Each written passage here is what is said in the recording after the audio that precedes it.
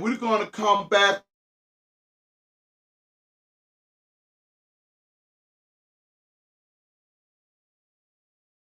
in and talk with us about guns. There will be other doctors who will young man.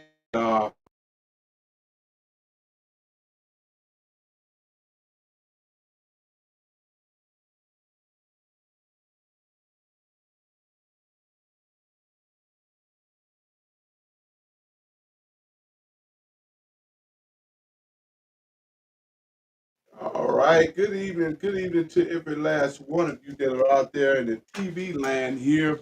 We welcome you tonight to be with us as we head in to this nice broadcast tonight. We're happy to have EEFI Television Network here to produce this conversation tonight. And certainly we have some other networks that are carrying it to behind the scene, looking into it as well. We want to get this message out tonight. There's a young man down in Florida before I bring this precious family in and the pastor who speaks for this family as well. Down in Branton, Florida County, Manatee. He's been railroaded. Folks, I couldn't tell you how bad this situation looks for this young man and what they've done. It's a clear case of Florida. Remember the movie called Rosewood with the woman lied. Her name was Fannie Taylor. She became the worldwide woman who lied, using the famous lie that killed many people. Many Negroes have been killed with massive graves down there, died behind a white woman lie. Tonight we're facing the same situation again. Only difference is there's a young man in prison spending his life without the possibility of parole for a lie that was told. Tonight we're going to get into the situation and talk about it. There will be ongoing shows about this where there will be professionals who will come in and talk with us about guns. There will be other doctors who will come in that's going to give their expertise on this. We as Eagle Eye Fellowship, EFI Network, we're going to Florida. We're going to get to the bottom of this. We got some other teams that are involved, legal team of the judges, Jacksonville and Jacksonville. I'm sorry, I'm baffling, but the capital is involved, Tallahassee. They're involved already. We got people crawling on the ground, investigating. We got the autopsies on this way. This young man was claimed to have killed the woman that he was dating. And there is no gun that was placed on him, no bullets in his pocket, no fragment, no blood, no nothing. We got a strange deputy who calls out of nowhere, and we're going to get to their name on the next show, and that's going to be soon. We're going to play this in and off daily until we cause an uproar in that area and cause the legal system to look in on this young man. I'm not going to be Benjamin Crump. I have respect for him and I appreciate him. But once he pays the family, he's disappeared and he's gone. How much is our children going to be for sale to our government that's killing them and putting them in the grave, locking them up, putting them in prison, and railroading our children? We need to stand up. Our children is not for sale. Our family members is not for sale. And it's by high time that we start standing up in the community. If the only time that we can have someone that's going to represent us, we got to come out of the pocket with millions of dollars so they can get rich at the same time, get our son or our daughters out of their situation, but still they go on and look for another one to hang and kill and to put in prison. It's about time for it to stop. I didn't get EFI Network Television to joke around. I meant for it to help our community and bring a change. This family has dealt with some hardship. This young man stayed in prison for 4 years. Not one time did they give him a court hearing. Not one time did they make a serious arrangement for his bond. Now we're going to get with the family and get what they know. And then we're going to come back with the expertise on in out this week on what really happened down there in Branton County, Branton City, Florida, Manning County. We're going to get to the bottom of it. We know the judge's name. We know the DA's name. We know the high attorney who was disbarred for some reason. We're going to get to the bottom of that. And we also know there was a court-appointed attorney who has failed rapidly to do her job. Even told the young man he can do 20 years because he's young enough to do it. What kind of attorney would tell that to a young man, especially when they don't have the profile evidence to do so? I think it's time we look. I need your help. There's going to be a GoFundMe account set up. We're not looking for money. We're looking for you to get involved. That's what this GoFundMe account is for. If it was your son and your daughter, what would be your position? Now, I'm getting ready to bring this precious family in, the Mr. and Mrs. Timmy and Jessica Moody, and the daughter, Javante Dunn, who is there in that area. Let's welcome them aboard. Let's welcome them.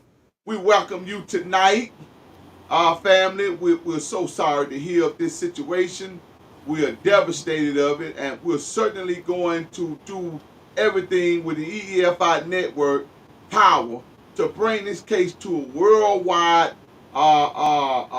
visit. It needs to be looked up on because my son is now, I understand that he's there, DeAndre Dunn. But my question really is behind the scene, behind it, how many more young men and young ladies have been railroaded through this same asinine behavior? So with that being said, I have some questions tonight for them, and then we're going to bring the pastor in just momentarily, and we're going to get him to speak for this family, Pastor Tracy Payne.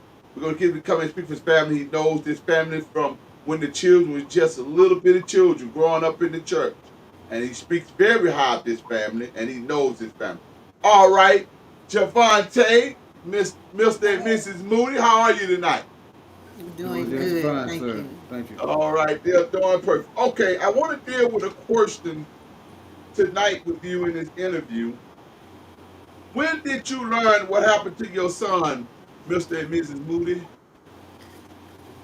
April 2019, All Easter right, Sunday 2019. okay. What happened that they're saying that happened to cause his Well, arrest? he was arrested. Well, he was Right. detained because uh, he was supposedly in the vicinity of his fiance, who was shot on Easter Sunday of 2019, which Okay. was April 21st, 2019.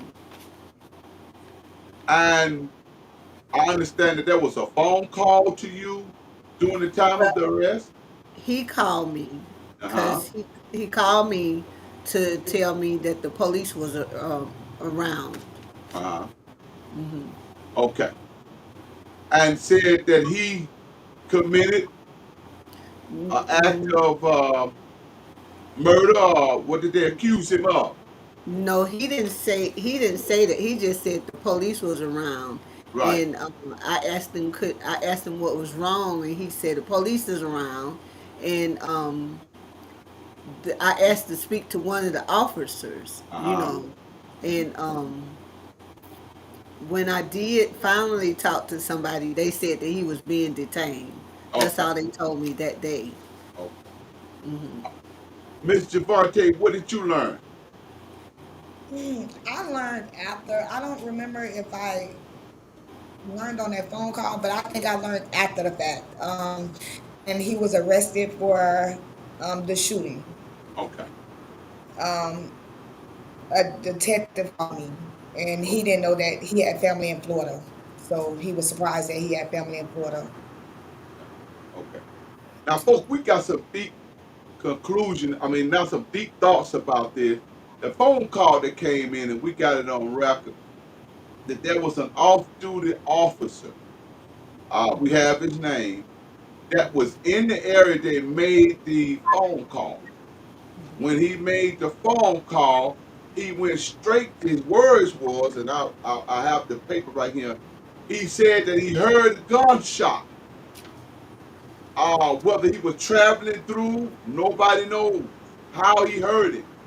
It's not in his statement, but it was told that he was passing through and he heard a gunshot and immediately went to a house and found the victim on the floor. I don't understand how you can be in an area and hear a gunshot and know right where it came from and go to it. It don't make sense.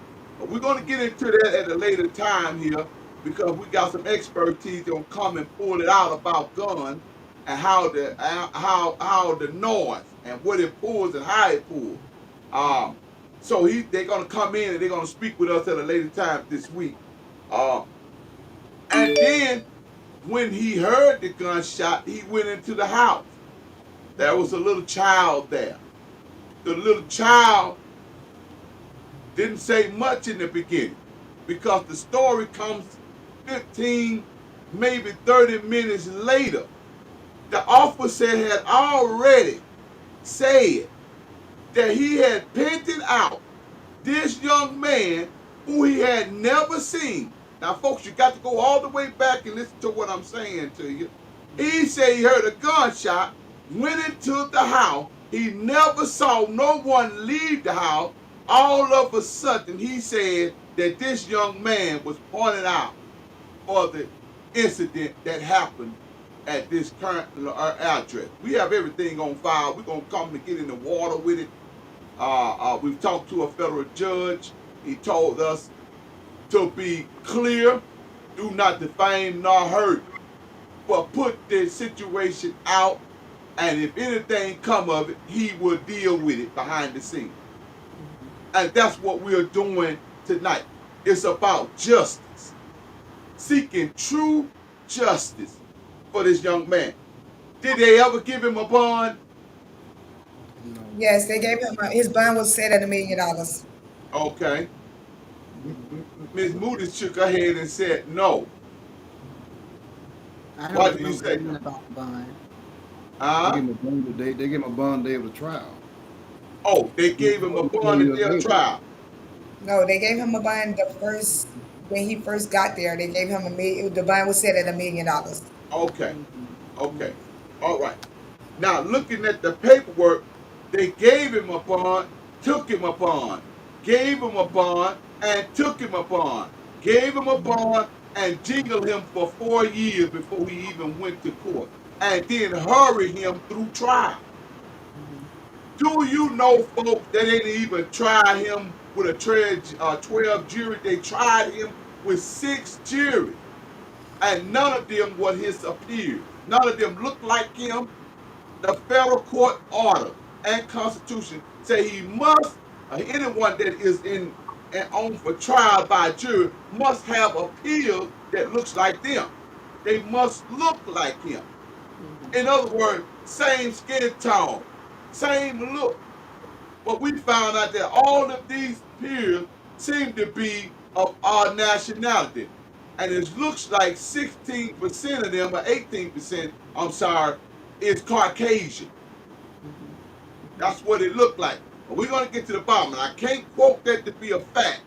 I have to quote that to be an opinion because we're just looking at the paperwork and the name. So sometimes, we can have names that sounds like other nationality, but we are not. So we find out with that. Do you believe? I want to ask this question, and I want you to answer this, mom and dad and sister. I want you to tell the people. You've told me, you've told the court, you've told everybody. But let's tell the people tonight. Do you believe DeAndre Dunn did this? That they're saying he did? No, No, No, I, no, I know my brother didn't. I no. know my He son no. didn't. He's not that type of person. He's not that type of person. Let's No. bring this pastor in who would know very well of this young man who attended the church uh, and watched him grow up. Pastor Payne, if you can move your camera up so we can see your face clearly. All right. All right, all right. I think you kind of like need to back away from the camera because it's covering you up. Something. Okay. How about now? Okay, okay. It's not still.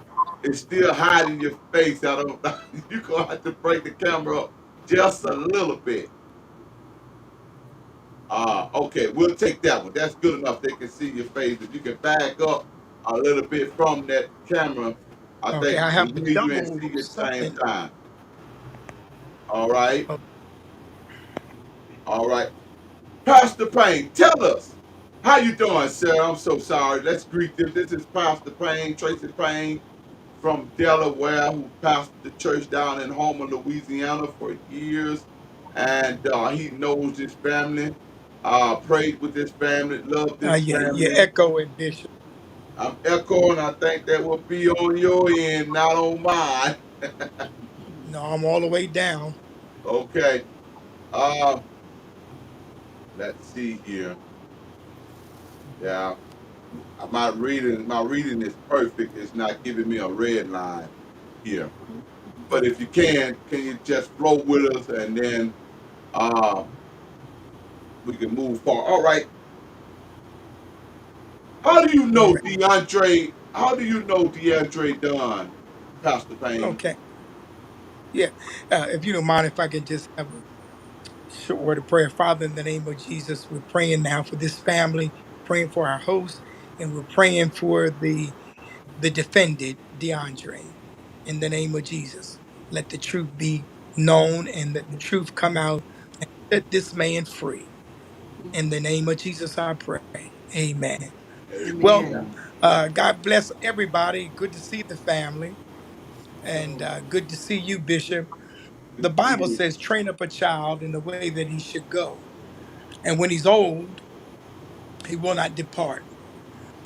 I meant Sister Jessica with her family when DeAndre was just 1 or 2 years old, I'm assuming.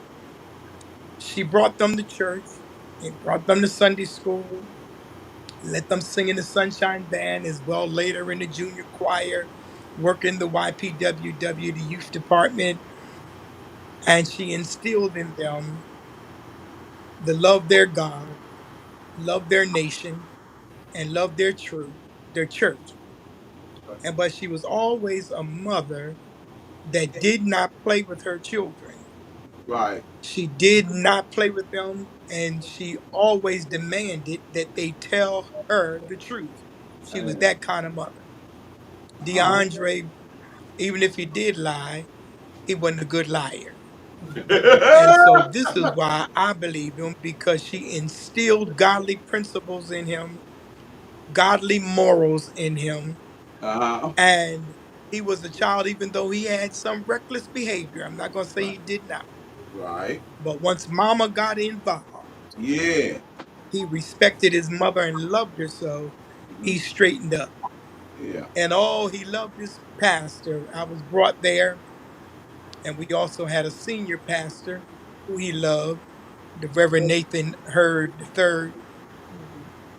And so he had godly men in example.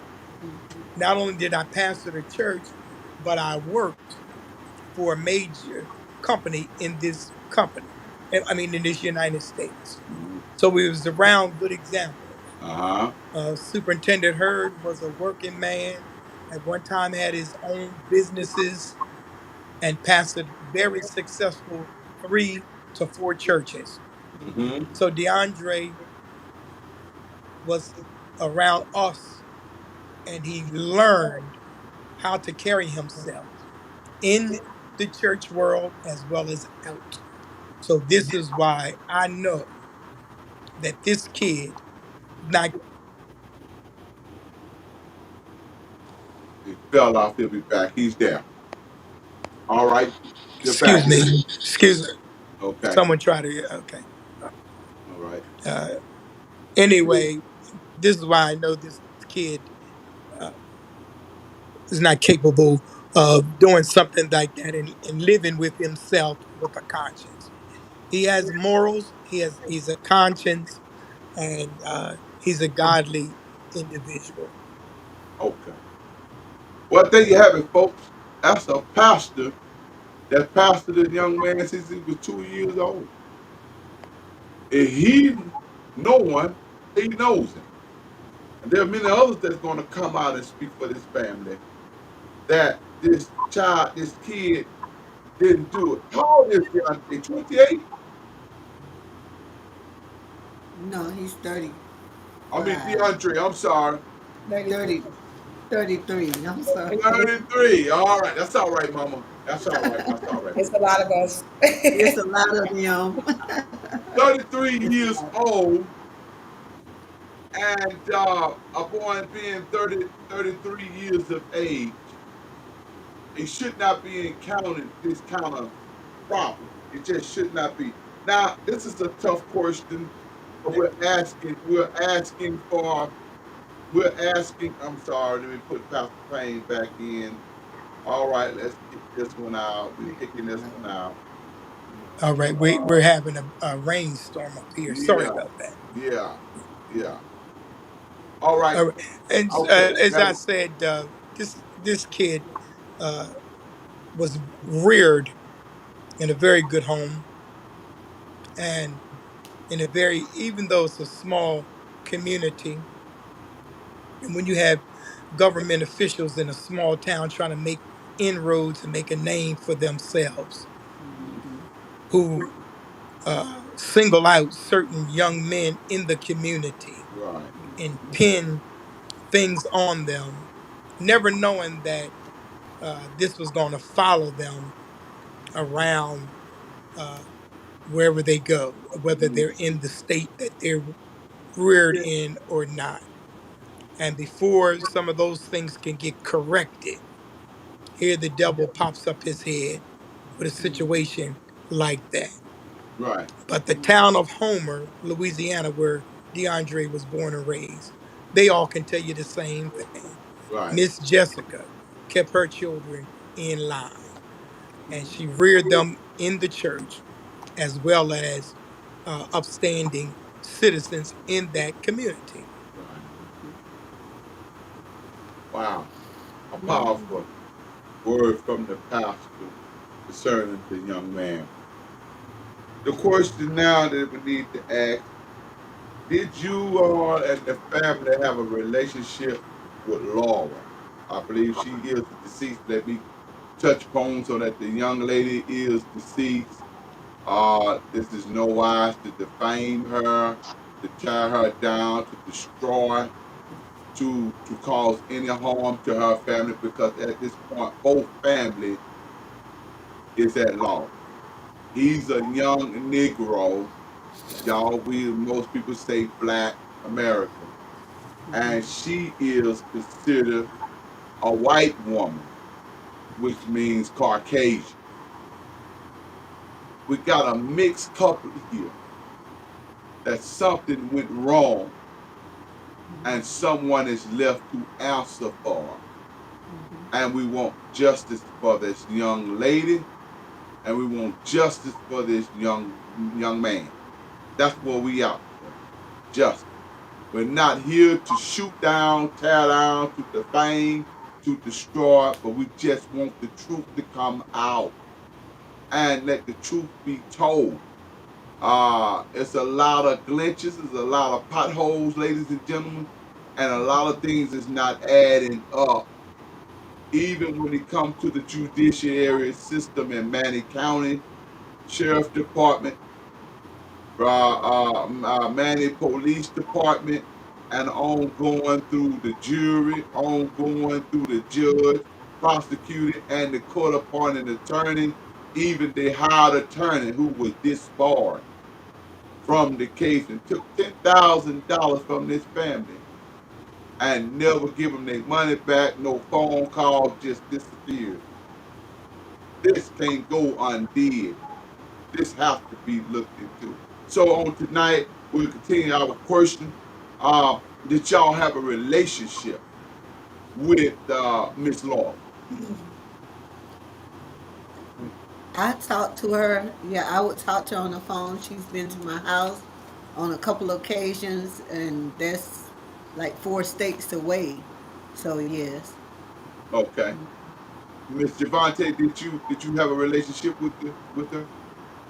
I wouldn't say per se a relationship with Laura because I try to stay out of my brother's relationships, from my oldest brother to DeAndre's relationship, because I'm overprotective of my brothers. So I try not to deal with the girlfriends too much if it's not that serious. Right. So I pretty much, when I met Laura, it was like okay, but then after a while it was just like I can't deal with him or her per se. I just Well, we do know family can get off into some relationship that ain't perfect, right. and none of us are perfect. But it's just best that we learn to mind our own business when it comes to the relationship. How long was DeAndre and Laura was in a relationship that you know of? Deshaun and Laura got into the relationship, I want to say 2006, 2017. It had to be 2000 and early. No, it was 2016 going into 2017. Okay. Okay. So good 4 or 5 years. I understand that DeAndre was arrested twice for some domestic violence there, and both cases were dropped I want to say it was 3 times, but it might three have been times. twice. If I'm not mistaken, it was 3 times. Okay. And it was dropped. Both Hmm. parties of that situation was dropped. It was dropped due to the fact no evidence, he say, she say, lies. Folks, I want to make that clear to you. He'll say, she say, lies. Here's what I'm about to read to you right now, straight from the court, right here. On April 21st, 2019, at approximately 1900 hours and 18 minutes, Branton Police Department, Branton Police Dispatch received a 911 call from Manatee County Sheriff's Office Deputy Klein, who was off duty. We talked about this earlier. The deputy Klein advised that he heard a gunshot and found the victim who suffered a gunshot wound to her head. You heard a gunshot. Within the minutes, while you on the phone call with a dispatcher, you in a house where a victim is on the ground. I'm a little leery of this. Let's continue, folks. I want you to hear what happened. Deputy Klein advised that the shooter was the victim's boyfriend. How you heard a gunshot, went into a house, and then advised that it was a boyfriend? Just that quick. How in the world did you get this that quick? In law enforcement business, you can't get information that quick unless you're a stalker or you are part of the situation. Now let's read on. Responding units were able to locate DeAndre, well, they got DeAndre, which the court failed to straighten his name out in the beginning, but he eventually did. DeAndre D. Don, a few blocks away from the incident location. 2 blocks away. How was they able to identify when he walked into the house, ladies and gentlemen? There was nobody in the house but the victim and the daughter. And the daughter was a child, a little toddler, from what I understand. How did they identify? How did they identify him that quick? Now, if y'all can make sense of that, call in to the studio. You know the number. Call in. I'll take your call right now. Mr. Dunn was taken into custody without any incidents, without any resistance. and transported to the Branson Police Department, where the detective obtained a tape statement from the witness, juvenile witness, and advised the effort to follow. Folks, this ain't making no sense. It ain't making no sense. He ain't got no gunpowder on his hand. He don't have no blood fragments on his body. Oh, once we get this autopsy, we already got a glimpse of when the full autopsy come in. I'm going to put it online so you can read it yourself right here on EEFI Network. I'm gonna put it on here so you can see. If you got a child out there in prison, in jail, get your child some help. This family here have made up their mind they gonna help their family, and we gonna help them. We gonna help them. Let's move to the next question. How did the Branson Police and Sheriff Department treat you during this situation? What you mean? How did they treat you? How did they treat y'all? Whoever wants to go first, go first. It doesn't matter. Um, my experience with them was when I first when everything started unfolding. Um, you mentioned the gun that he didn't have gunpowder residue on him. They never wrapped his hands for gunpowder residue. Wow. They never wrapped his hand for gunpowder residue. They interrogated him for hours, and they called me and told me that I could come pick up his belongings. Wait a minute. Wait a minute. Wait a minute. Wait a minute. Because that's what I was waiting for you to bring out. Mm-hmm.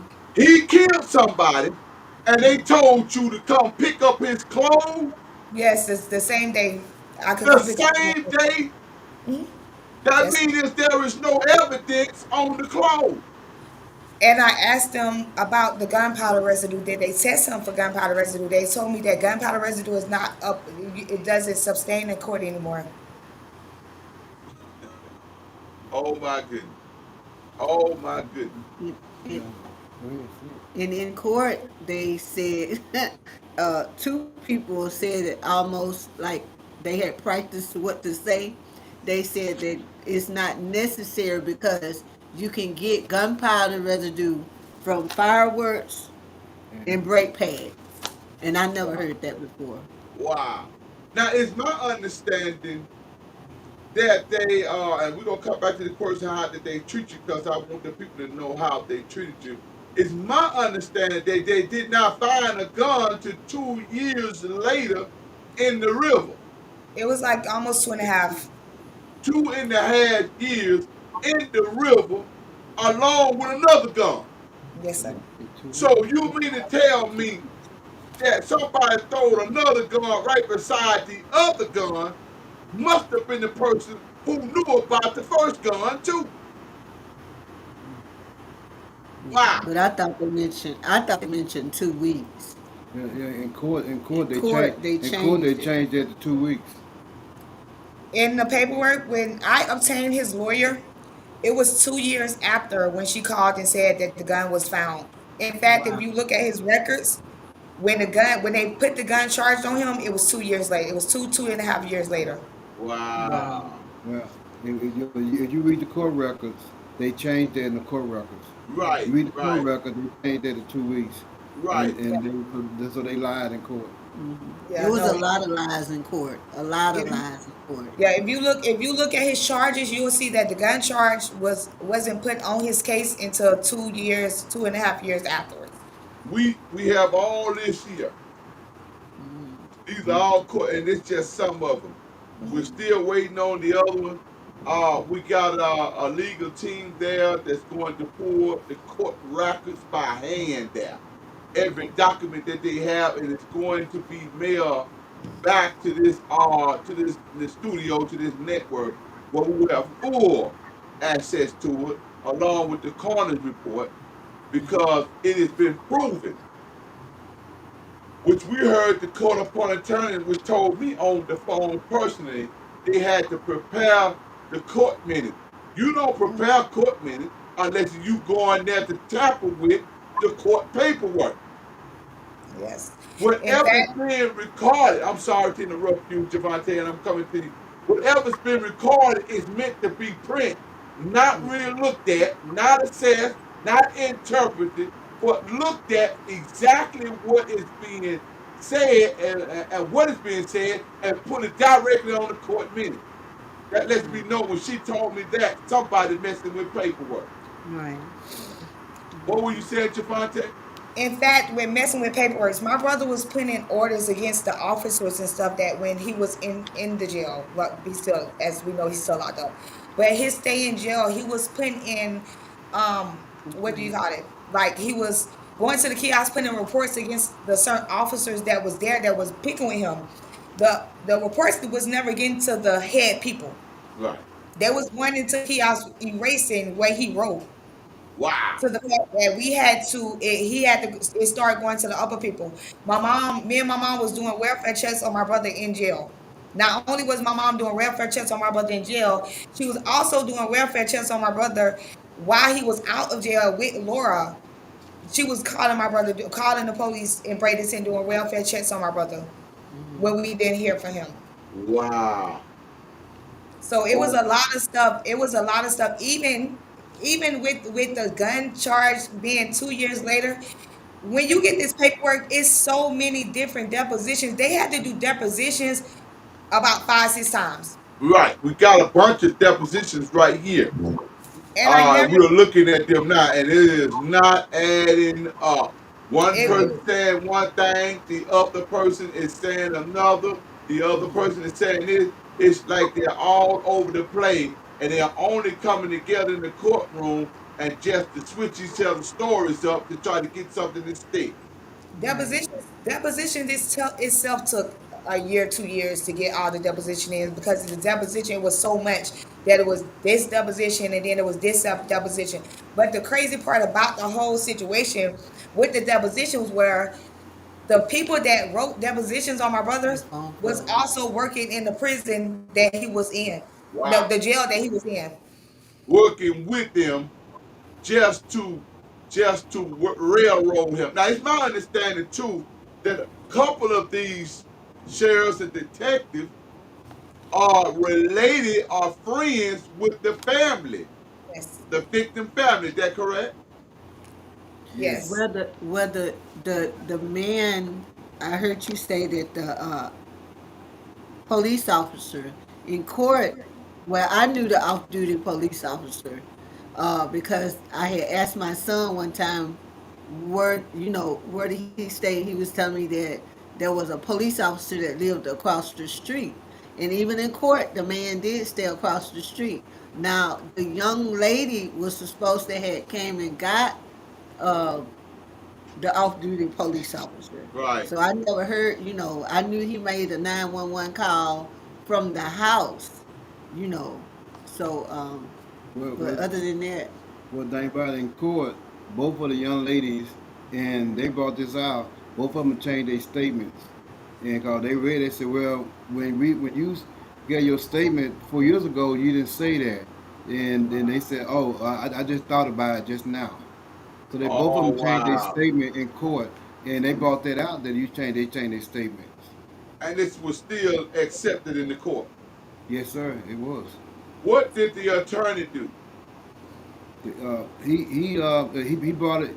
She brought it out that they changed the statement because matter of fact, she read their statements back to them that what they gave when it first happened. He said they asked them, they said, why had your statement changed now 4 years later? And they said, oh well I thought about it now, and both young ladies gave the same statement. They're like they've been talking, rehearsing it. they've been rehearsing, Somebody and they gave both groomed statements. them. And both of them changed their statement to match. Yeah, they've been groomed now. Oh Yes, sir. Yeah. wow. Ladies and gentlemen, we got a clear case. It was a nigga, I tell you, down there at Granton, Florida, and Manny County. If I never seen nothing like this in my life, I seen this when I looked at this case. A young man with no evidence, No nothing planted on him. Railroaded into prison 25 years and without the possibility, or what they said, without parole. Now they're trying to come back and charge him for having a gun. Never had a gun on him. No proof of a gun on him. Not even a bullet in his hand or pocket. Now you're trying to come back and bring him up on another charge. And when they get through with that charge, they're trying to bring another charge up on him, dealing with having a weapon by being convicted of a felony. That's crazy. You see the chart, folks, convicted felon, produce the felony, convict the felony, and here it goes. And this is what they're doing, using it.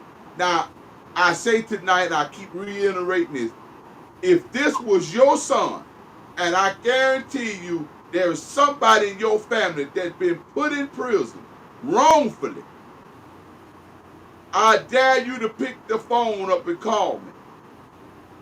Because I promise you, this family gonna get justice. And it ain't gonna be, we gonna take $1 million and be done with it and we walk away. No, the family will be compensated. Mr. Dunn will be compensated for his trouble. But what I'm after, that this would never happen to your son, my son, our daughter ever again. This is true justice, not accepting money as a payoff, walk away, for them to go down the street and find another son to make up for where they lost at. This is where I'm at. Let me ask this question here. What do you guys want to see happen with this case? Well, I would like to see it reopened and moved to another area because all those people know each other. Right, And my son was living there. It wasn't like he stopped by or whatever, whatever. But there were so many lies that were told in the courtroom. And my thing was, if you pick a jury on a Monday morning and you sentence my son on a Thursday, how how can you do that? The you can. representation that my son had, he had great representation, but I feel like they didn't have enough time to do what was Right, needed to be done. The court, the jury, out of 60 people, there was not, like you said before, one person that looked like him, not one. right. All of them were of other colors. And then Nationality. they from 60 people, you only gonna have like it was 8, and then at the maybe the day before they dropped 2 off before they sentenced him and stuff. So you only have like 6 people, and none of them look like my son. And then Wow. the lies that were told from the beginning to the end, and then his lawyer did say that they didn't have any evidence. The state did not prove their case beyond a reasonable doubt. They did not. They did not. And And the so, and they and the just railroaded. Right, and the homicide detective that they had there, that was Uh-huh. not the man that I met at first. That was Right. not the man that I met. And it was He just like got promoted. they just kept lying and they didn't have any evidence. My son's clothes were shown. There was no blood or nothing on his clothes. And Wow. and the girl, she said that he left the house. He left the house because he had been staying there. I mean, if something happened and he wasn't there, you know, it's it was crazy to me. But my Here's a thing piece of paper here, and I'm hoping that you can see it. I'm gonna walk toward this camera, and it says this. And I hope you can see it, but it's kind of like blotting it out because it's the green room here. But this piece of paper says here, when you see this piece right here that's gone in and out, it has on here that he is homeless.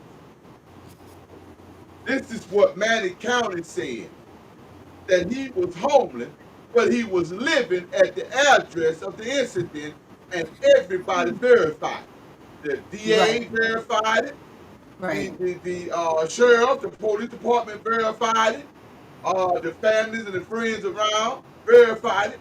But that's what Right. they put up there, folks, that he's homeless. Right. Right If here. you The On this the paperwork, that he's on, it's continuous of lies. if the oh, I'm I'm sorry. sorry. Go ahead. I'm my sorry. Go brother ahead. address, my brother used that address. His mail was going there.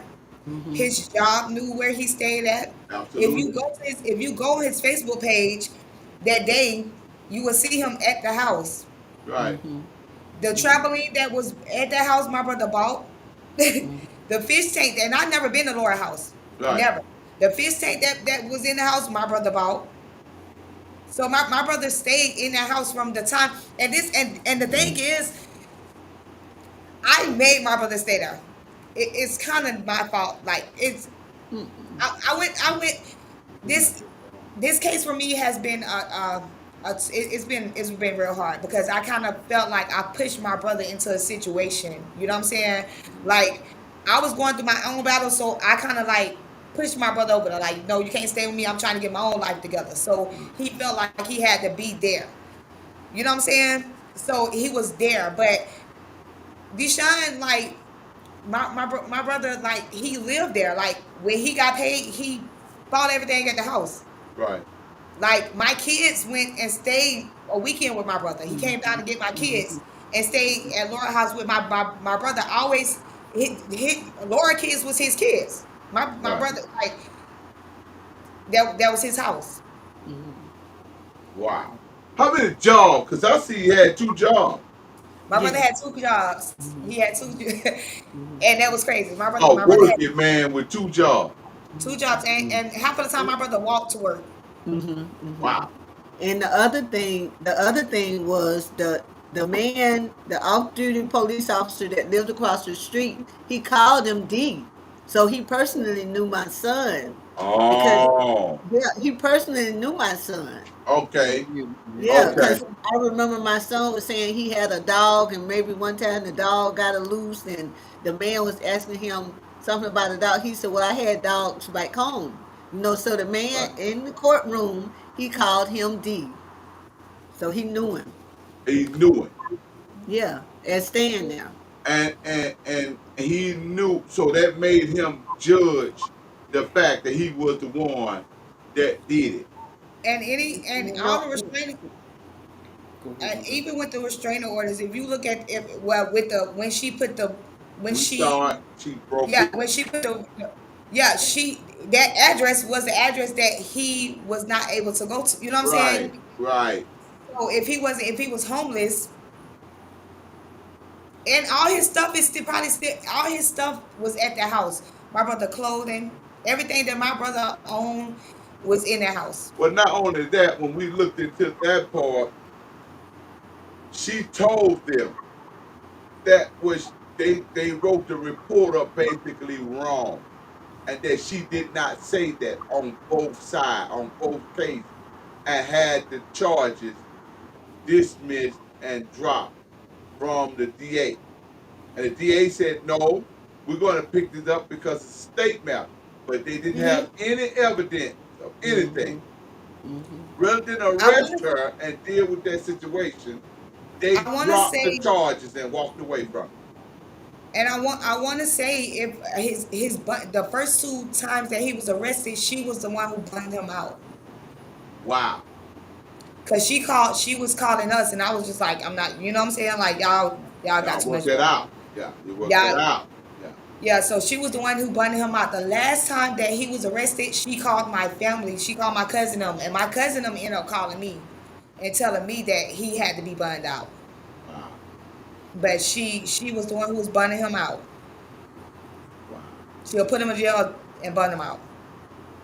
Before we get ready to exit, is there anything y'all want to tell the world at this point? Because we are on television and the people want to hear from your heart. So at this point, we're going to hear from the parent, and then we're going to hear from the daughter, and then we're going to exit out of this horrible situation that needs to be addressed and is being addressed. And we're going to repeatedly play this video, and we're going to do other live television shows with experts on it. And we're definitely going to hear from this pastor as well. Uh, we're going to hear back from him on the closing of this matter, of what he would like to see also have. So, Mom and Dad, Mr. and Mrs. Moody, please give us your heart right now to the people, and and plead for your son. Well, the thing I want to say is I've been married to Jessica for 10 years. Yes, sir. I've known Sean for 10 years. He's 6'4". He's a gentle giant. Yes, sir. Very loving young man. I mean, down to earth, love kids. He give you a Yes, shot off his back. I never met a young man so nice. And hey, he was. I really enjoyed being around him, around his mom and his sister and him and brother and them, because I tell you about it. Jessica did one of the greatest job I've seen. A single mom raising 6 kids. She did a great job. I right. mean, so he's a great young man. He is. And Yes, nobody in the world. It's not in his nature. It's not in his nature to do yes, sir. that. He did tall, gentle giant. Yes, sir. Yes, sir. I feel that my son was stereotyped.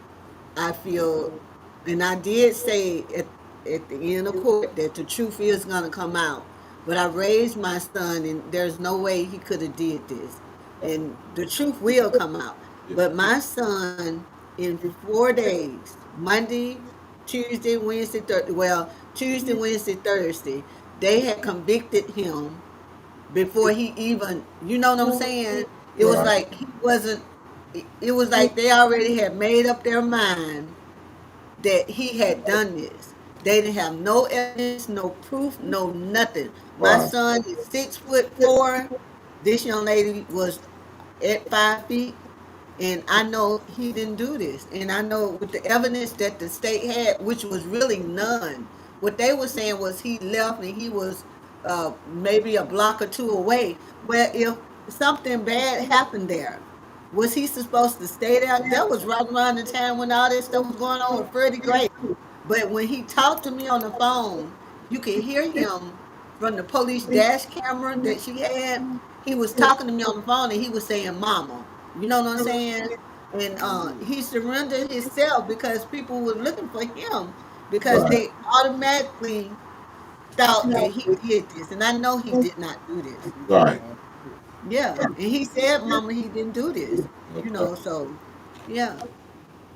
Okay. Mr. Bronte.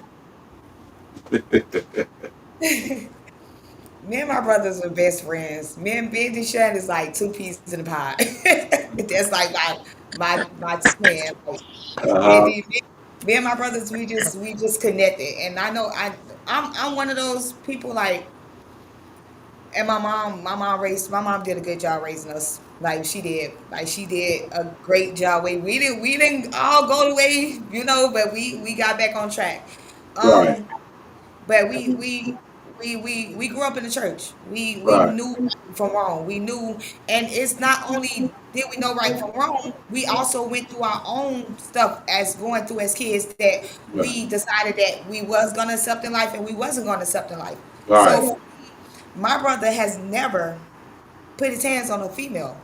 We right, don't do so much in life that it's impossible. My brother would get if one of his girlfriends used to do something to him. He used to call me. right, I'm in Florida. He's called me all the way to Louisiana.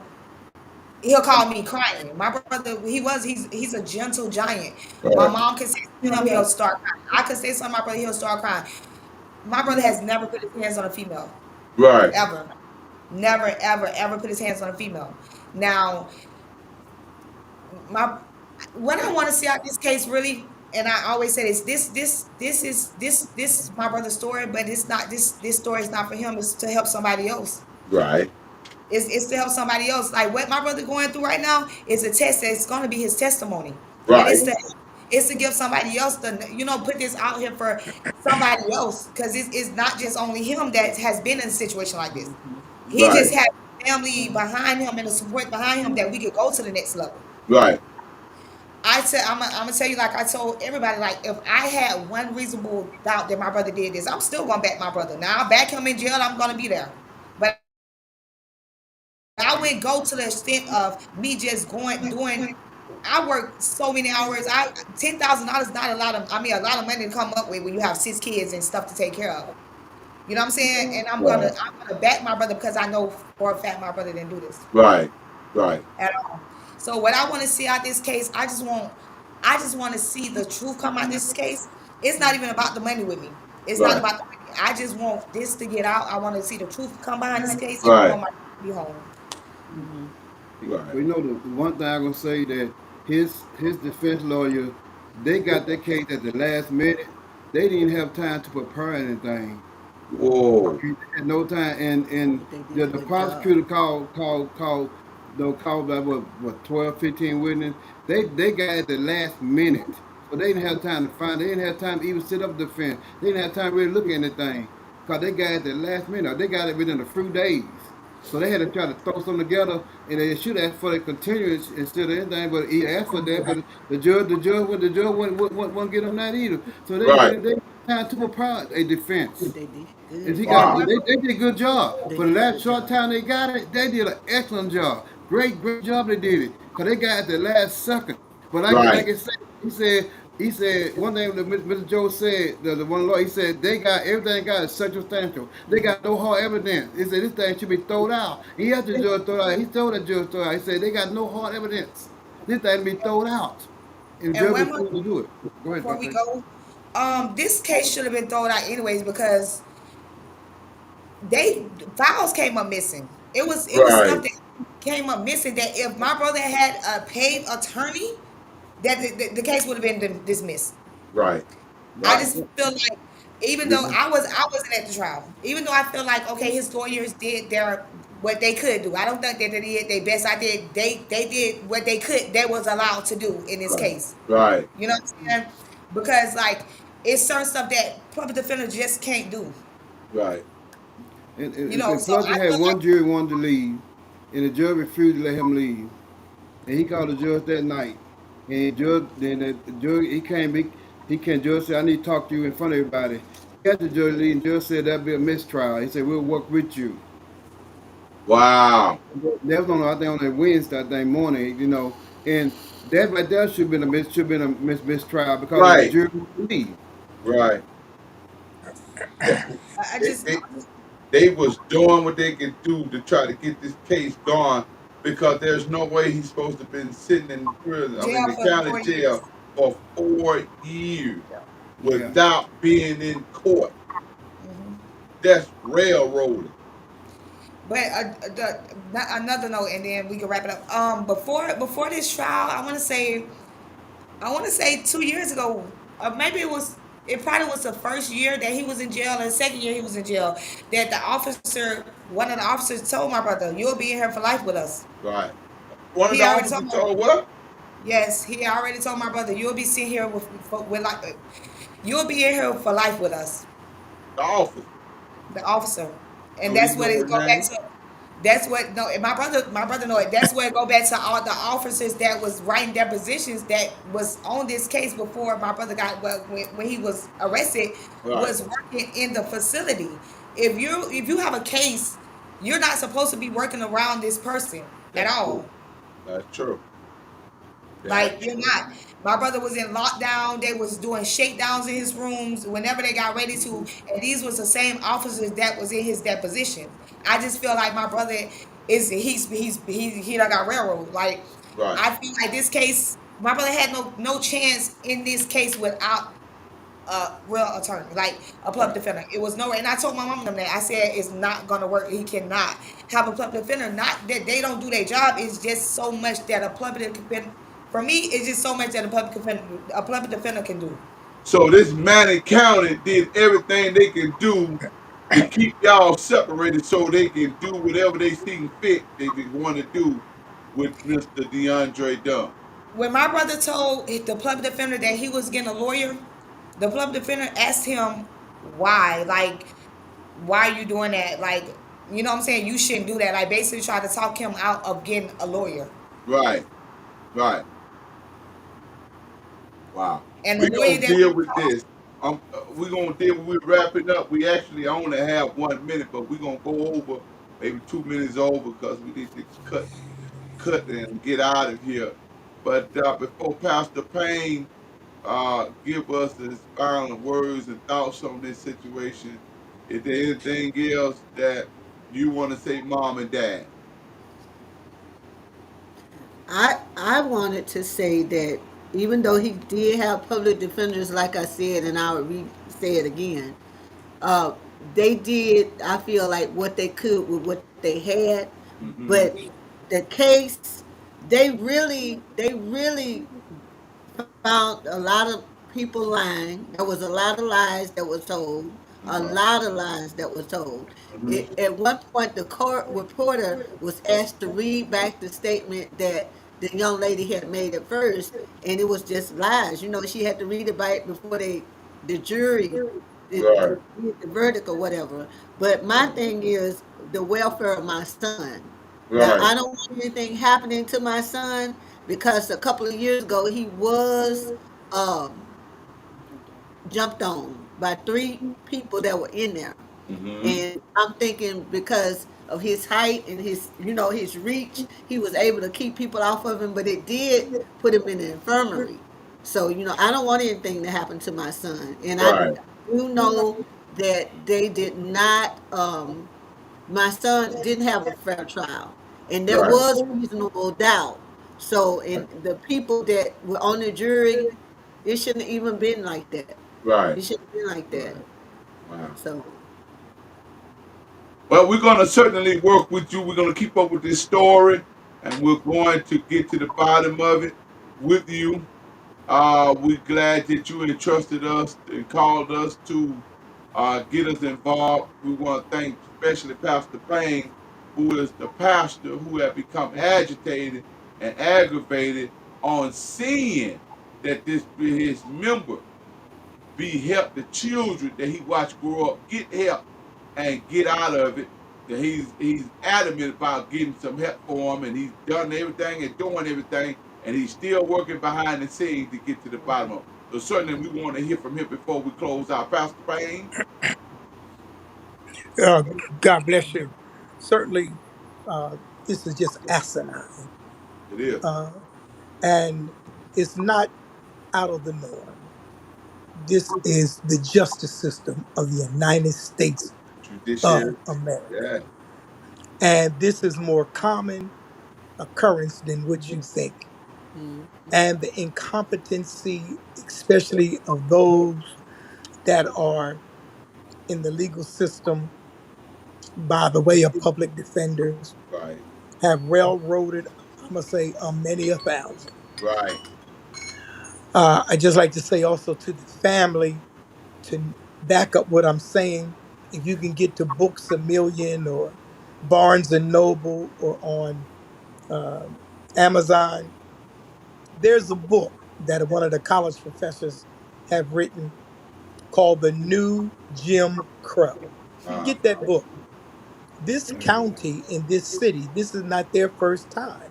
right, And this is why they feel so comfortable in uh-huh, railroading an African American or a Hispanic. And that state definitely has a history. I'm right, in one of those states. Delaware is also one of those particular states. Louisiana, where he hails from, yeah, is one of those states. Texas is one yeah, of those states. But times have changed, right, people have changed. And getting this word out tonight, it's imperative. right, And yes, you may not need a whole lot of finances, but a GoFundMe page. Listen, even a monkey loves money and he don't even have a pocket to put it in. When you're in a case in a situation like this, it takes finances. yeah, The Bible says money, listen to me good. The Bible said money answereth all matters. Right. When a decent lawyer beside a public defender gets in there, he's going to shake and rock, and you're going to see some things going on. Right. This kid had no business being in this particular situation with no evidence, Mm-hmm. no blood splatter. And anybody that says that gun residue is not admissible, and why would he would be with firecrackers and it wasn't even firecracker time? That's just asinine. Yes.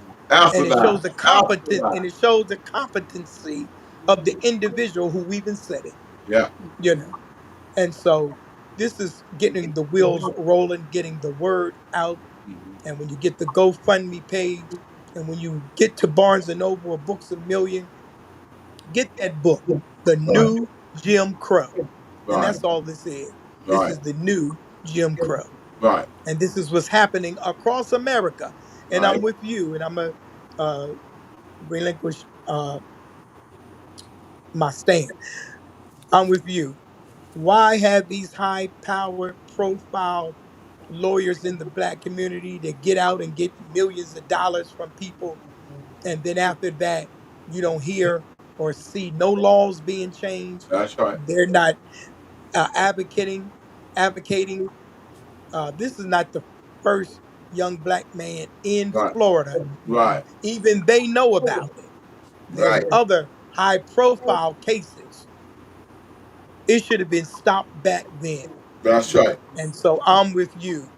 Uh, you can't look to these, I call them Amalan chasers, Right. but get a real decent Jewish lawyer. Mm. Too bad you're not up this way, because a Philadelphia attorney would turn it around. Right. But there are decent and capable and competent lawyers in Florida or Georgia that could cross over the line, the Right. Florida line, and get this straightened out. Out of It's just totally asinine, it is. totally asinine. That's it. And it's imbecilic to even have to go through that. That's it. God bless you, Bishop. Well, folks, that's our time. If you would like to know more about this case, please call 832-408-8404, as we are the legal representative and spokesman for this family. And we're going to get this matter resolved with everything that it costs. We're going to get this young man out of the clinches. And we are each one reaching one, right here at EEFI Television Network. We want to thank the family for coming. We thank y'all for being here with us. We want you to know that we're praying for you, but faith without works is dead. We're finna put the works to it. So we say Yeah. tonight, goodbye to the family, and you'll be hearing from us, and we'll be having you back on with us once again as we close out. All right, listen, folks, we got work to do. I need y'all to get involved. Find out what's going on. Look around this case and hear this case and be a part of this case. Next time it will be your family member. Next time it could be your family member. What you gonna do when they knock on your door? We got to do something, folks, and we need to move fast. We're going to move fast. You have any problem with a family member being locked up or wrongly accused, do not hesitate to call EFI Television Network, as we are here for you to help you during this time as we are with this family. And we're going to move forward with this. We're not going to play with this. We're going to move forward until we get this young man out. When we get him out, we're going to reach back and get another one. And we're going to start a movement all across these United States immediately. We're going to be there. All right? That's our time, ladies and gentlemen. We thank you for stopping by, watching us on this television, EFI Television Network station. We thank you for stopping by, being with us. And we will return the rest of this week and oncoming week with this story. Thank you again. Your host, Thomas Lamar. Keep up with us. Stay with us as we are with you in your homes now.